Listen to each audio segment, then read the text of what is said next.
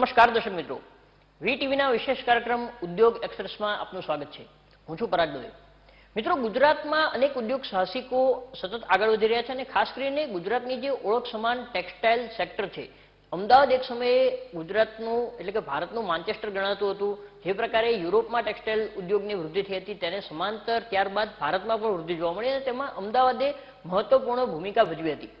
જ્યારે ભારતમાં તાજેતરના 2 દેકાની જો વાત કરીએ તો ટેક્સટાઇલ સેક્ટરમાં ફરી એક વખત ગુજરાતનો દબદબો જોવા મળી રહ્યો છે. અમદાવાદમાં અનેક મિલો બંધ થઈ ગઈ હતી, પરંતુ ત્યારબાદ જે પ્રકારે ટેક્સટાઇલ પ્રોસેસિંગ એકમો, સ્પિનિંગ મિલો અને વીવિંગ યુનિટ એટલે કે સમગ્ર ટેક્સટાઇલ ઇકોસિસ્ટમમાં જે પ્રકારે પ્રગતિ થઈ છે તેના કારણે ફરી વખત અમદાવાદનું અને સુરતનું નામ ભારતમાં રાષ્ટ્રીય કક્ષાએ ગુંજવા માંડ્યું છે અને આગામી વર્ષોમાં ભારત સમગ્ર વિશ્વમાં પણ પોતાની પ્રોડક્ટ્સ, ટેક્સટાઇલ પ્રોડક્ટ્સ નિકાસ કરતું થાય તે દિશામાં સતત પ્રયત્નો થઈ રહ્યા છે. ત્યારે આજે ઉદ્યોગ એક્સપ્રેસમાં આપણે ટેક્સટાઇલ સેક્ટરના એક એવા અગ્રણી સાથે વાત કરીશું કે જેમણે વિશ્વના અનેક દેશોમાં પોતાની પ્રોડક્ટ્સની નિકાસ કરીને અમદાવાદનું નામ રોશન કર્યું છે. ઉદ્યોગ સાહસિકો સાથે વાત કરતા હોઈએ છીએ અને તેમના પ્રેરણાદાયી જીવનમાંથી યુવા ઉદ્યોગ સાહસિકોને કોઈ પ્રેરણા મળે અને તેઓ પણ ઉદ્યોગ ક્ષેત્રે ઝંપલાવવા માટે વિચાર કરે, તે વિશે પ્રેરિત થાય, તે આપણો ઉદ્દેશ્ય હોય છે. ત્યારે આજે આપણે વાત કરીશું અમદાવાદમાં આવેલી કાંકરિયા ટેક્સટાઇલ પ્રાઇવેટ લિમિટેડના સ્થાપક અને અનુપમ ક્રિએશનના સ્થાપક પીઆર કાંકરિયા સાથે. પીઆર કાંકરિયાને નજીકથી ઓળખનારા લોકો જાણે છે કે તેઓએ હંમેશા બેસ્ટ ક્વોલિટીને મહત્વ આપ્યું છે અને રાજસ્થાનમાં તેઓ મૂળ જન્મ્યા છે, પરંતુ અમદાવાદને કર્મભૂમિ બનાવી છે. અમદાવાદમાં જે પ્રકારે ટેક્સટાઇલ પ્રોસેસિંગ ઉદ્યોગનો વિકાસ થયો છે તેમાં છેલ્લા 1.5 દાયકા જેટલા સમયમાં તેમનું અમૂલ્ય યોગદાન રહ્યું છે અને વિશ્વમાં જે પણ નવી ટેકનોલોજી આવે છે તેને તેઓ અમદાવાદમાં લાવીને અમદાવાદમાં તે પ્રોડક્ટનું ઉત્પાદન કરીને સમગ્ર વિશ્વમાં પહોંચાડવામાં તેમનું અમૂલ્ય યોગદાન રહ્યું છે. ત્યારે આપણે વાત કરીએ पीआर कांकरिया સાથે. આપનું સ્વાગત છે पीआर कांकरिया जी. सबसे पहले तो मुझे ये बताइए कि आप बेसिकली तो राजस्थान से, तो किस तरह से आपका बचपन वहाँ बीता था? आप ट्रेडिशनली टेक्सटाइल फैमिली के साथ, टेक्सटाइल बिजनेस के साथ संलग्न रहे हैं या नहीं? पराग भाई, मैं एक राजस्थान के जैसलमेर डिस्ट्रिक्ट के अंदर एक छोटे से गांव बांदेवा करके है, वहां से मैंने प्राइमरी स्कूल किया. जब उसके बाद में हम लोग बालोतरा, राजस्थान के अंदर गांव है हमारा, जो टेक्सटाइल के नाम से बहुत ही प्रसिद्ध है. तो हम लोग बालोतरा के अंदर, मैंने वहां से मेरा आगे की स्टडी वहां से करी. तो टेक्सटाइल हमारे ब्लड में है. जब हम बच्चे थे, छोटे थे, जब हमारे वहां से जो भी कपड़ा ग्रे क्या होता है, रंगाई क्या होती है, धुलाई क्या होती है, ये सब ने हमने नजदीक से देखा है. और नजदीक से देखने के साथ साथ हमने स्टडीज करने के बाद मैं उसी समय, जब मैं साइंस का स्टूडेंट था तो बीएससी फर्स्ट ईयर किया और उसके बाद में वो लाइन मेरे स्टडी में आगे नहीं बढ़ पाया. और उसके बाद मैंने अहमदाबाद, हमारे एक बड़े भाई साहब रहते थे, उनका वो पहले से यहाँ पे अहमदाबाद के अंदर टेक्सटाइल बिजनेस से जुड़े हुए थे. तो मैं मेरी स्टडी खत्म करके, मैं जब मेरी उम्र ज्यादा नहीं थी, 21 साल की थी, और 21 साल की उम्र के अंदर मैं अहमदाबाद आ चुका था. ओके, तो आपके पिताजी ट्रेडिशनली वहाँ पर राजस्थान में किस तरह का आपका फैमिली बैकग्राउंड था? कोई इस तरह का इंडस्ट्री में जाने का आपने कभी बचपन में सोचा था? नहीं, बचपन का कोई सपना नहीं था. छोटे से गांव से हम लोग आए थे और कभी ये नहीं सोचा था कि हम क्या बनेंगे, क्या करेंगे. मगर जब राजस्थान से हम लोग, हमारे बड़े भाई साहब अहमदाबाद थे, उनका ट्रेडिंग का काम था, तो ट्रेडिंग के काम के साथ में हमने जाकर के उनका जो बिजनेस करते थे वो देखते थे. और बचपन से थोड़ी इच्छा थी कि कुछ अलग और हटके करें. तो फिर ऐसे ही उन्होंने बोला कि भाई आगे क्या करने का जरूरत है. तो उनका बिजनेस थोड़ा साउथ से जुड़ा हुआ था. तो मैं वहां से 21 साल की उम्र में पहले, तो मेरे को बोला कहीं जॉब करना है तुम्हारे को या कुछ करना है. तो जॉब तो मैं करने की पहले से इच्छा नहीं थी कि जॉब नहीं हो सकता है मेरे से. तो मैंने बोला जो भी करेंगे अपने हाथ से, कुछ न कुछ अपने हाथ से ही करेंगे. तो फिर मैंने साउथ में शिफ्ट हो गया. साउथ में भाई साहब के सैंपल लेकर के जाके बुकिंग करना, ट्रेडिंग का काम सीखा थोड़ा थोड़ा करने के बाद में, और वैसे ही मेरा बिजनेस का सिलसिला चालू हुआ. ओके, तो साउथ इंडिया में जब आप गए, पहले से साउथ इंडिया एक नोन प्लेस है, तिरुपुर की अगर बात करें टेक्सटाइल प्रोडक्ट्स के लिए, तो किस तरह से आपने ट्रेडिंग स्टार्ट किया? कोई शुरुआत में कोई आपके सामने चैलेंजेस कैसे, किस तरह से आए, कैसे आपने उनका सामना किया? साउथ के अंदर सबसे बड़ी प्रॉब्लम्स ये थी कि जब हम लोग पैसा मांगने जाते थे तब वो बोलते थे कि हमको हिंदी नहीं आती है। ओके। और जब माल बेचने जाते थे तो हिंदी बोल देते थे। तो हमारी सबसे बड़ी प्रॉब्लम थी कि पहले लैंग्वेज पे कंट्रोल करो। ओके। कहीं भी आपको रहना है, कुछ भी बिजनेस करना है तो लैंग्वेज सीखना बहुत जरूरी है। तो हमने पहले क्या किया, टुटपुट थोड़ी थोड़ी लैंग्वेज तमिल सीखी, थोड़ी मलयालम सीखी, थोड़ी तेलुगु सीखी, क्योंकि साउथ पूरा था। तो साउथ के अंदर थोड़ी लैंग्वेज, तमिलनाडु के अंदर रह के मैंने तमिलनाडु लैंग्वेज को सीखना चालू किया। सीखने के बाद में फिर हमने क्या किया, छोटे छोटे गांव में घूम करके उसकी बुकिंग लाते थे वहां से, और एक ऑफिस जैसा सेटअप किया वहां से बुकिंग लाने का, फिर ये अहमदाबाद पहुंचने का, अहमदाबाद से कपड़ा खरीदने का और उनको डिस्पैचिंग करने का, और उसके हिसाब से छोटा छोटा काम वहां से चालू किया। ओके। तो आपने साउथ में जब आप रहे तो ट्रेडिंग में आपने कौन कौन सी जो प्रैक्टिसेस होती है जो आपको सीखने को मिली, जो आगे जाके आपको जब मैन्युफैक्चरिंग में आप एंटर हुए तब आपको वो काम लगी? हमने पहला एक ही चीज किया, साउथ में रह करके करीब नियर अबाउट 4000 कस्टमर बनाए, आंध्रा, कर्नाटका, तमिलनाडु एंड केरला। और सब लेके भाई उनको क्या चीज पसंद है, क्या चीज चल सकती है, किस में कंपटीशन नहीं है, किसको बेच सकते हैं। तो वो हमने काफी कुछ चीजें वहां से सीखा। पहले ये सीखा कि भाई अपने को तमिलनाडु में बिजनेस करना है, फिर हमने बोला तमिलनाडु एक से ग्रोथ नहीं हो सकता है, तो उसके बाद में हमने केरला चालू किया, केरला के बाद में आंध्रा किया। तो वो लोग क्या है, लुंगी पहनते थे। तो वो लुंगी पहनते थे क्योंकि उनकी वेशभूषा ही लुंगी थी, लुंगी और उनका मेन पहराव था लुंगी, और वो वाइट धोती भी जो होती थी वो लुंगी की तरफ ही बांधते थे। तो पहली एक ही चीज है भाई, इतनी पॉपुलेशन है इसके अंदर ये लुंगी पहनते हैं, तो अपने लुंगी सबसे ज्यादा चलेगी। तो हमने वो काम लुंगी से चालू किया, लुंगी का बिजनेस काफी जोर से किया। और उसके अंदर एक बार ऐसा हुआ कि हम लोग कुछ न कुछ उसमें डेवलप करते रहते थे। तो एक बार से वो जो लुंगी बनी तो वो एक हमारा ब्रांड हो गया।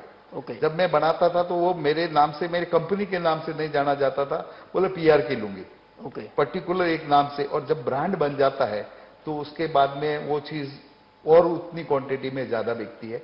और पहले से ही मेरे को शौक था नई नई डिजाइन बनाने का, कुछ नया करने का, तो उसी हिसाब से मेरा काम आगे आगे बढ़ता है। तो आपके नाम से वो ब्रांड बन गई। तो अभी भी वो आप वहां पर सप्लाई नहीं, अभी भी आज की तारीख में हम लोग वहां नहीं करते हैं। उसी लुंगी को हम लोग जहां ये इसको इंटरनेशनल कंट्री में ले गए, अच्छा। उसको सारंग के नाम से जाना जाता है। जो लेडीज जो सारंग पहनती है एशियन कंट्रीज में जाए, वो तो बैंकॉक में है, थाईलैंड में है। जैसे आप सिंगापुर एयर होस्टेस भी पहनती है तो वो भी एक सारंग पहनती है। तो ये सब जो चीजें हम लोग बनाना चालू किया एक्सपोर्ट में आने के बाद। Okay sir. तो आप अहमदाबाद कब मूव हुए? मैन्युफैक्चरिंग में आने का सबसे पहली बार आपको विचार कब आया और किस तरह से आपने उसको अचीव किया? सबसे पहले हमने ट्रेडिंग सीखा। ट्रेडिंग सीखने के बाद में फिर हमने एक बार मैं घूमने के लिए ऐसे ही बाहर चला गया था, क्योंकि पहले तो हमने कभी फॉरेन देखा नहीं था। तो घूमने के लिए गया तो हमारे दिल में एक इच्छा जागी कि क्यों ना अपने को एक्सपोर्ट का काम करना चाहिए। तो वहीं से मेरा एक प्लेटफॉर्म बना कि भाई उसमें भी हमारे को ऐसा लगा कि जो साउथ में जिसके टच में थे वो एशियन कंट्री में काफी लोग मलेशिया, सिंगापुर और वहां रहते थे। तो उनसे कांटेक्ट हुआ तो उन्होंने ये बताया कि आप या तो करते हो थोड़ा बहुत कम, आप एक्सपोर्ट का क्यों नहीं चालू कर देते? हम लोग आपकी जो हम लेंगे और आप एक्सपोर्ट में डायरेक्टली हमको कंटेनर बेच दो। तो हमने सोचा कि बात तो बिल्कुल ठीक है कि एक्सपोर्ट में थोड़ा एक्सपोज करना चाहिए। तो उसी हिसाब से हमने पहली बार चालू किया, एक कंटेनर से चालू किया। और जैसे ही हमने एक्सपोर्ट का काम चालू किया तो एक्सपोर्ट का काम मेरे को काफी अच्छा लगा। उसमें प्रॉफिट वाइज भी अच्छा था, बिजनेस में इतना हेडेक नहीं था, क्योंकि वो यहाँ मीटर कपड़ा बेचना होता था, वहां किलोमीटर में जाने लग गया। अच्छा। एक्सपोर्ट की क्वांटिटी अच्छी होती थी।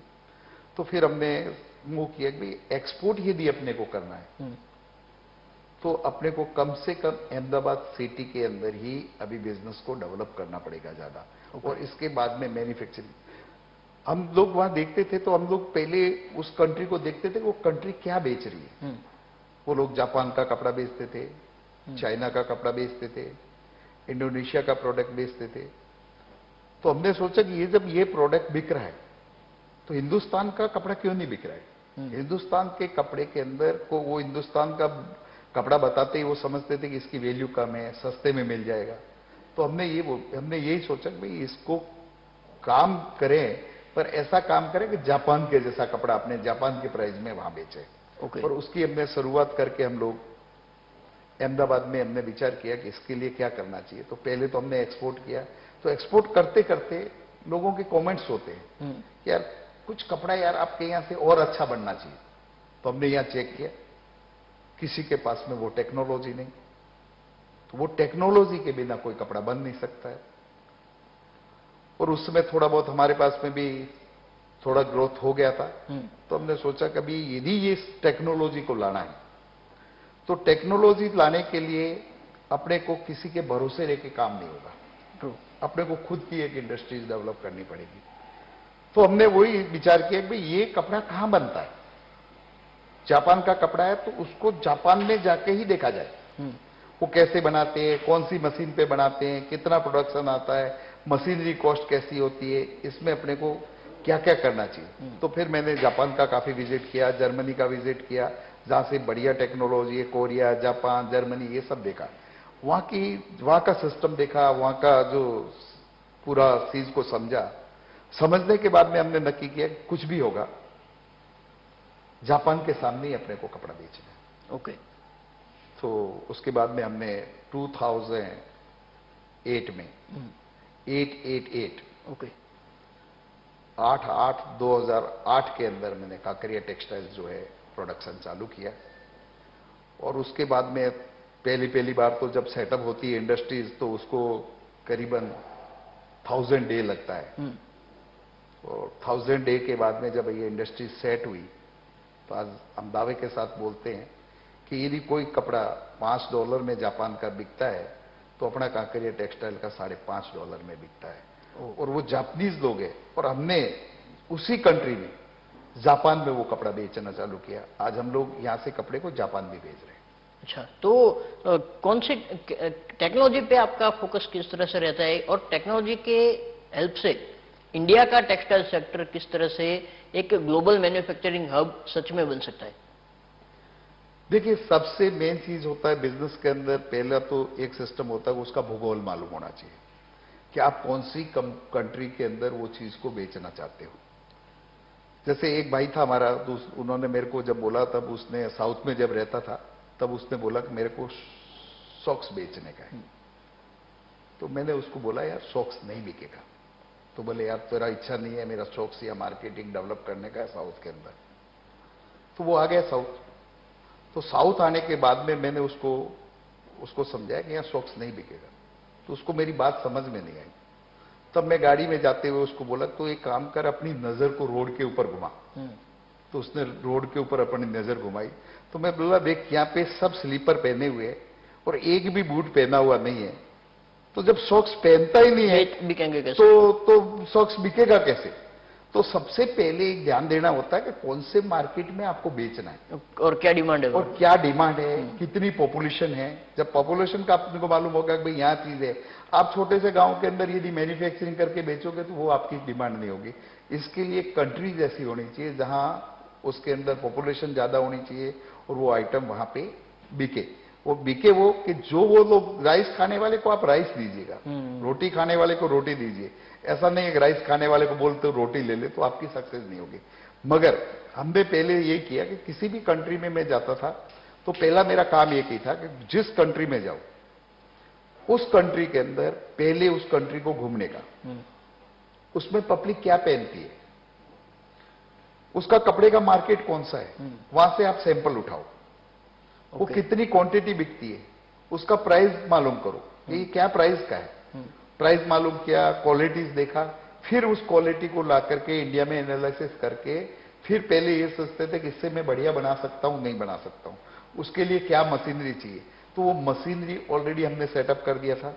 फिर उसके बाद में उस क्वालिटी को हम एनालिसिस करके उससे जब बेहतरीन क्वालिटी हमारे हाथ में बन जाती थी, क्यों ये R&D करना पड़ता है, बहुत बड़ा इसमें मेहनत करनी पड़ती है, डिजाइन से लेकर के हर चीज को, उस सब चीजों को हमने सेट किया।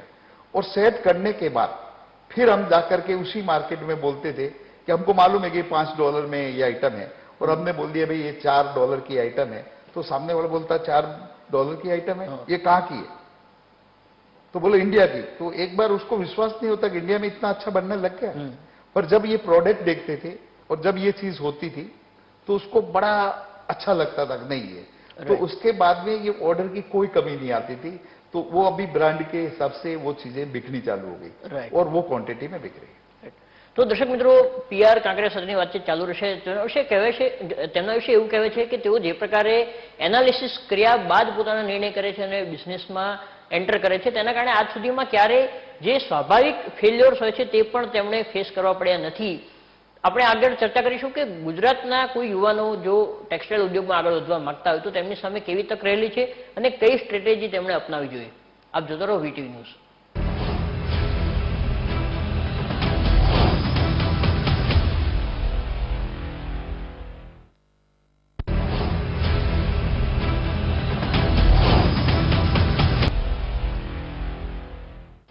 વિરામ બાદ આપનું સ્વાગત છે ઉદ્યોગ એક્સપ્રેસ કાર્યક્રમમાં। આપણે ચર્ચા કરી રહ્યા છીએ ટેક્સટાઇલ ઉદ્યોગના અગ્રણી PR કાંકરિયા સાથે।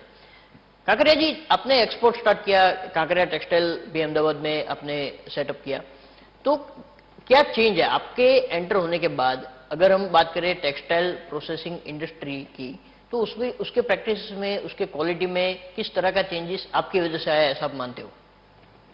इसमें ऐसा है कि जैसे ही मैंने ये मशीनरीज वगैरह अच्छी डाली तो लोगों के दिमाग में यह है कि इतनी सारी कॉस्टली मशीन डालने के बाद कैसे ये लोग सर्वाइव करेंगे। पर मेरे को पूरा विश्वास था कि अच्छी क्वालिटीज बनाने के लिए टेक्नोलॉजी अच्छी चाहिए। तो अच्छी टेक्नोलॉजी बनने के बाद जब प्रोडक्ट आया तो प्रोडक्ट जब मेरा प्राइस जो था बाकी लोगों के प्रोडक्ट से वो ऊंचा था, तो जहां जहां हम लोग पहले कपड़े काम में खुद जॉब करवाता था और उसके बाद में था, तब मेरा ब्रांड बनाने की मेरे को जरूरत नहीं पड़ी। जो दूसरी फैक्ट्री वाले थे वो इतना जरूर बोलते, देखो मेरा क्वालिटी और मेरा फिनिश देखो PR कांकरिया के जैसा हुआ। ओके। तो मेरी एडवर्टाइजमेंट ऑटोमेटिकली हो जाती थी।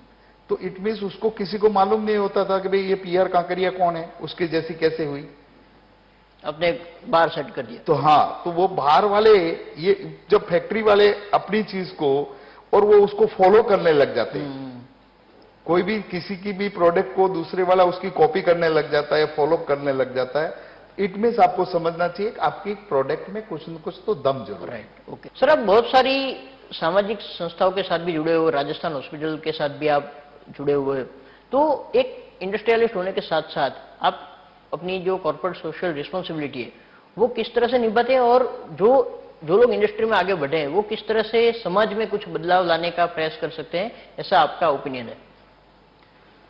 देखिए, एक कोई भी काम करते हैं वो अपने लिए, अपने परिवार के लिए करते हैं, मगर एक सडन उम्र के बाद में हर एक आदमी के अंदर एक दिल के अंदर आता है कुछ अपने समाज, अपनी सोसाइटी के लिए करें। तो उसी हिसाब से मैं कुछ संस्थाओं के साथ जुड़ा हुआ हूं, जैसे राजस्थान हॉस्पिटल है उसके साथ में जुड़ा हुआ हूं, हमारी जो सोशल है ओसवाल वेलफेयर सोसाइटी उसके साथ जुड़ा हूं, परीक्षा विश्व भारती के साथ जुड़ा हुआ हूं, हमारे और भी स्थानकवासी संघ है, तेरापंथ है, उनके साथ जुड़ा हुआ हूं। उसके अलावा मैंने एक सावरकुंडला के अंदर एक हॉस्पिटल्स बना, उसके अंदर भी जुड़ा हूं। उस हॉस्पिटल में जब एक ही ऐसा काम किया अगर जहां पे बिना फीस लिए हुए, जिसका 1 रुपया भी फीस नहीं लेने का और पेशेंट को ठीक करने से, तो अपने आप एक दिमाग में आता है। और ये कोरोना काल के अंदर मैं हॉस्पिटल के साथ जुड़ा और जो काम किया और जो सेवा करने का मौका मिला, उससे अपने को दिल में एक शांति मिली कि पैसे के साथ में सेटिस्फेक्शन खाली पैसे से या बिजनेस से नहीं होता है, कुछ समाज के अच्छा योगदान और अच्छा काम करने से जो एक सेटिस्फेक्शन मिलता है वो एक समाज सेवा से भी मिलता है। और सच्चे दिल से यदि कोई समाज सेवा करे तो वो भी एक सेवा है, और ये तो सबसे बड़ी सेवा है, करना ही चाहिए। तो दर्शक मित्रों, युवा उद्योग साहसिको माटे पण टेक्सटाइलમાં પૂરતી તક છે, પરંતુ તેમણે જે પ્રકારનો ગ્લોબલ ટ્રેન્ડ હોય છે તેને સતત ધ્યાનમાં લેવો જરૂરી છે, જેથી તેઓ નવી પ્રોડક્ટ્સ અને નવી ટેકનોલોજી વિશે પણ જાણકારી મેળવી શકે। દર્શક મિત્રો, PR કાંકરિયા સાથેની વાતચીતનો દોર યથાવત રહેશે। હાલમાં સમય થયો છે વિરામનો। આપ જોતા રહો VTV ન્યૂઝ।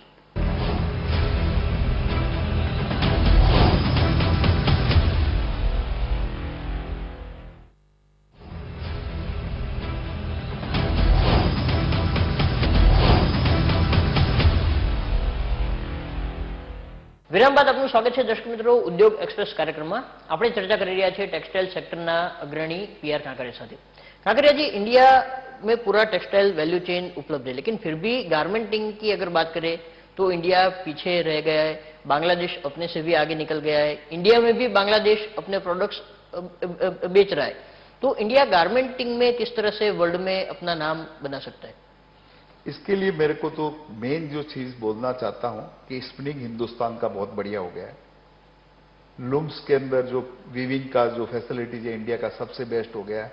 यहां से ग्रे एक्सपोर्ट होता है, यहां से यान इतना एक्सपोर्ट होता है। सबसे बड़ा प्रॉब्लम्स होता है printing and processing. Okay, printing processing के अंदर बहुत सारी प्रॉब्लम होती है। एक तो आती है, सबसे बड़ी होती है पोल्यूशन की प्रॉब्लम, और दूसरा जो है सरकार को यदि भारत सरकार को यदि गारमेंट्स को अप टू डेट करना है तो सबसे पहले उनको प्रोसेसिंग सुधारना पड़ेगा। हाईएस्ट जो सब्सिडी है वो प्रोसेसिंग के लोगों को देनी पड़ेगी, क्योंकि प्रोसेस में जितना सस्ता पड़ेगा कपड़ा तो उसी का ही गारमेंट बनेगा। यदि आपने प्रोसेसिंग को ही नहीं सुधारा तो कोई ग्रे फैब्रिक का गारमेंट नहीं बनेगा। आप कोई भी ग्रे फैब्रिक का आप शर्ट नहीं बनाओगे। आपको शर्ट बनाना है, ड्रेस बनाना है, तो प्रोसेसिंग, प्रिंटिंग, डाइंग, प्रोसेसिंग किए हुए कपड़े का बनेगा। तो मैं यही कहना चाहता हूं कि प्रोसेसिंग जितना मजबूत होगा तो हिंदुस्तान के अंदर गारमेंट का बिजनेस रात दुगना चौगुना हो जाएगा।